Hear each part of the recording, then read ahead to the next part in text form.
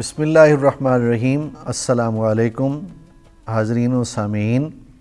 علامہ Iqbal open university کے studio سے doctor Ahmad Raza, استاد شعبہ فکر اسلامی، آپ کی خدمت میں حاضر ہے۔ ہمارا کورس ہے اسلام کا سیاسی نظام، جس کا کوڈ ہے 1907۔ آج ہم اس کا تیسرا یونٹ بیان کر رہے ہیں۔ اس یونٹ کا عنوان ہے اسلامی ریاست کی خصوصیات۔ سب سے پہلے تو یہ سمجھ لیجئے کہ اسلامی ریاست کس کو کہتے ہیں۔ وہ جغرافیائی حدود کی ریاست، وہ سرزمین جس میں قرآن و سنت کی روشنی میں سیاسی نظام مرتب کیا جائے اور قرآن و سنت کے احکامات پر عمل کیا جائے، اسے اسلامی ریاست کہا جاتا ہے۔ اسلامی ریاست کی بنیاد نبی کریم صلی اللہ علیہ وآلہ وسلم نے ہجرت کے فوراً بعد مدینہ منورہ میں رکھی، اور اس اسلامی ریاست کا مرکز نبی کریم صلی اللہ علیہ وآلہ وسلم نے اپنی مسجد کو، جسے مسجد نبوی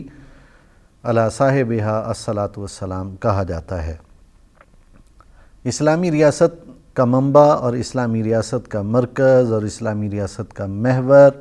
قرآن و سنت کی تعلیمات ہوتی ہیں، اور یہی تعلیمات نبی کریم صلی اللہ علیہ وآلہ وسلم نے اپنی امت کو ارشاد فرمائیں۔ اللہ تبارک و تعالیٰ نے آپ صلی اللہ علیہ وآلہ وسلم پر قرآن مجید کو نازل فرمایا، اور قرآن مجید کی ہدایات کی روشنی میں اللہ تبارک و تعالیٰ کے فرمان، اس کی منشا اور اس کی رضا کی روشنی میں نبی کریم صلی اللہ علیہ وآلہ وسلم نے ایک پورا نظام وضع کیا، جسے ہم اسلامی نظام کہتے ہیں، اور اس نظام کو آپ صلی اللہ علیہ وآلہ وسلم نے مدینہ طیبہ میں رائج کر کے دکھایا، جس نظام میں عدل تھا، جس کے اندر انصاف تھا، جس کے اندر انسانی حقوق تھے، جس کے اندر اقلیتوں کے حقوق تھے، اور جس میں سب سے بڑھ کر اعلاء کلمت اللہ، اللہ تبارک و تعالیٰ کے کلمے کو بلند کرنے کا پیغام موجود تھا۔ اسلامی ریاست کا بنیادی مقصد اللہ کی مخلوق کو اللہ تبارک و تعالیٰ کے ساتھ جوڑنا ہوتا ہے، یعنی اللہ تعالیٰ اور اس کے رسول صلی اللہ علیہ وآلہ وسلم نے جو احکامات عطا فرمائے ہیں، اس پر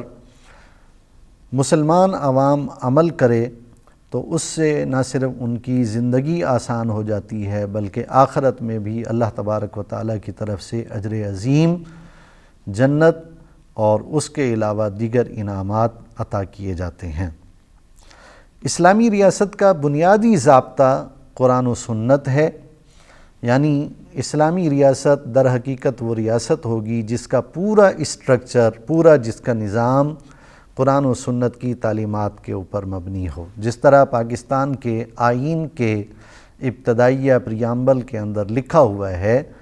کہ پاکستان کا کوئی بھی قانون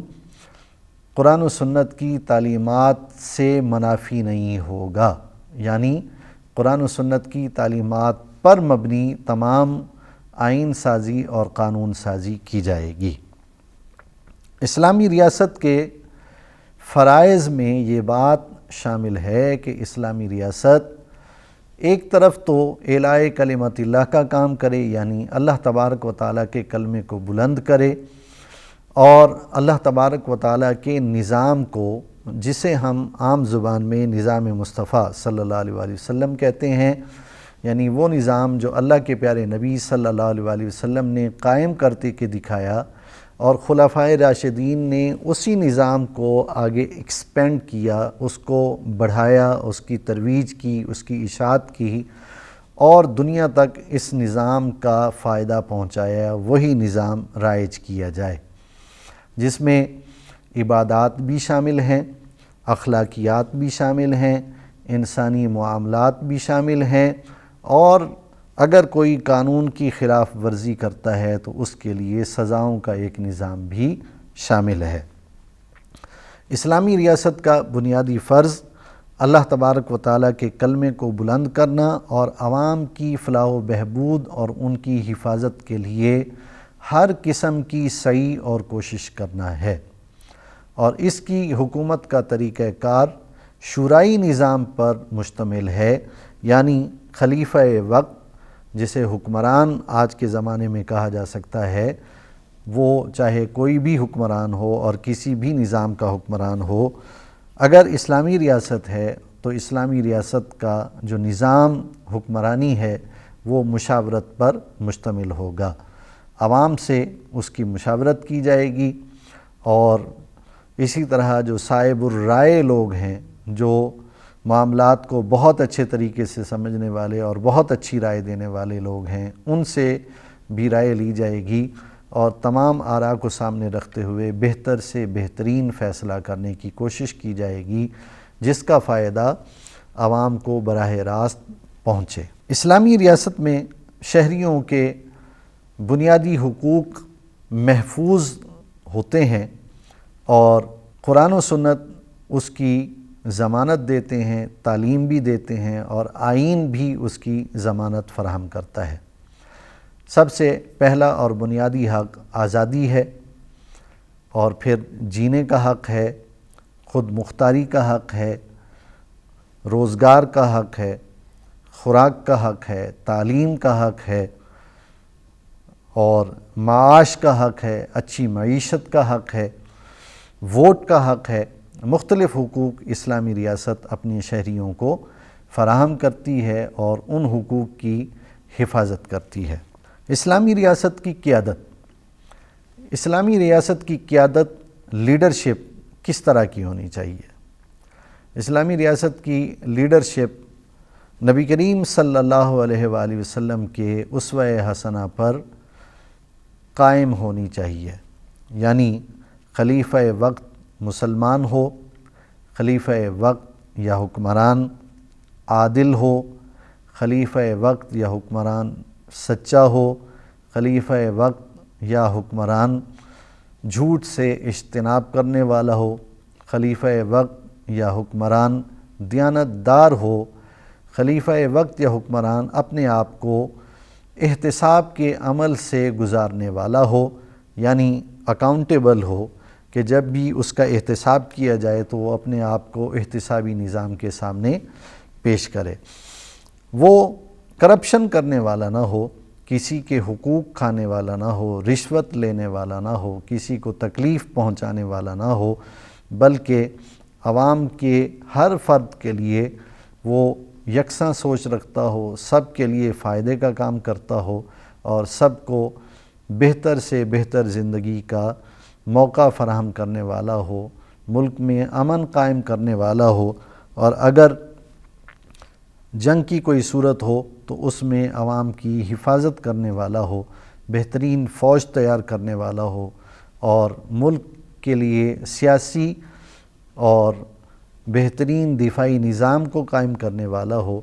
اور خارجہ پالیسی کو بہتر انداز میں مرتب دینے والا ہو اور اس پر عمل کرنے والا ہو، تاکہ ہر طرف سے ملک داخلی اعتبار سے اور خارجی اعتبار سے بہتر پرفارم کرے۔ اور یہ پرفارمنس تب آ سکتی ہے کہ جب خلیفہ وقت یا حکمران یا وزیر اعظم یا صدر یا جو بھی نظام ہو، وہ نہ صرف اسلامی نظام پر قائم ہو بلکہ عوام کے ساتھ پرخلوص ہو اور عوام کے ساتھ دیانتداری کے ساتھ کام کرنے والا ہو۔ اسلامی ریاست میں بین الاقوامی تعلقات اور عالمی سیاست کو بہت اہمیت حاصل ہوتی ہے۔ بین الاقوامی تعلقات خود نبی کریم صلی اللہ علیہ وآلہ وسلم نے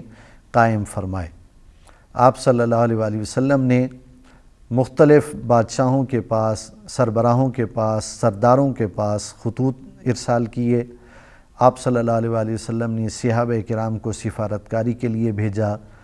ان کے وفود جب آپ صلی اللہ علیہ وسلم کی خدمت میں حاضر ہوئے تو آپ صلی اللہ علیہ وآلہ وسلم نے ان کے لیے بہتر انتظام فرمایا، ان کی بات کو سنا، اور پھر جو آپ صلی اللہ علیہ وآلہ وسلم کو اللہ تعالیٰ کی طرف سے رہنمائی حاصل تھی اس کے مطابق آپ نے بہتر سے بہترین فیصلہ کیا، اور مسلمانوں کی جان، مال، عزت، آبرو کی ہر طرح سے آپ صلی اللہ علیہ وآلہ وسلم نے حفاظت کے اقدام اٹھائے۔ یہی کام پھر خلفائے راشدین نے آگے جاری رکھے، اور رسول اللہ صلی اللہ علیہ وآلہ وسلم کے اسوہ حسنہ کو سامنے رکھتے ہوئے خلفائے راشدین نے نہ صرف یہ کہ اعلاء کلمت اللہ کے لیے کام کیا، بلکہ مسلمانوں کی فلاح و بہبود کے لیے بھی کام کیا، اور جہاد کا علم انہوں نے ہمیشہ بلند کر کے رکھا، اور انہوں نے مختلف علاقوں کو جہاں جہاں ظلم برپا تھا اور جہاں جہاں سے مسلمانوں کو مدد کے لیے پکارا گیا، وہاں وہاں تک مسلمان پہنچے، اور انہوں نے ان علاقوں کو فتح کر کے اسلامی نظام کو وہاں پر قائم کیا، اسلامی مملکت کو وسعت عطا کی، اور ہر علاقے میں، ہر ملک میں، ہر جگہ پر مسلمانوں کے نظام عدل کو قائم کیا گیا۔ اس نظام عدل کے سامنے خلیفہ خود پیش ہوتا تھا، جس طرح حضرت ابو بکر صدیق رضی اللہ تعالیٰ عنہ نے پہلے ہی خطبے میں ارشاد فرمایا کہ اگر میں ٹھیک کام کروں تو میری تائید کرنا، اور اگر میں درست کام نہ کروں تو پھر مجھے ٹھیک کر دینا،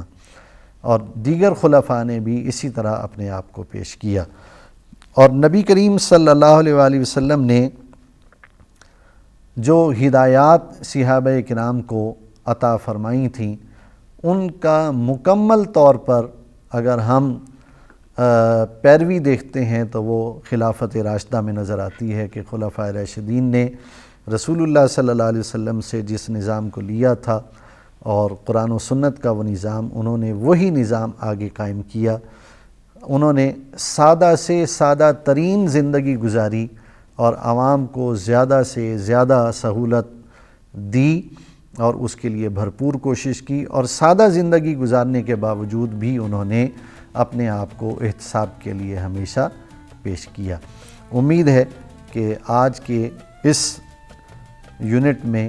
جو کچھ ہم نے بیان کیا ہے وہ ہمارے سامعین و حاضرین کے لیے مفید ہوگا۔ اللہ تعالی ہم سب کو عمل کی توفیق عطا فرمائے۔ وما علینا الا البلاغ۔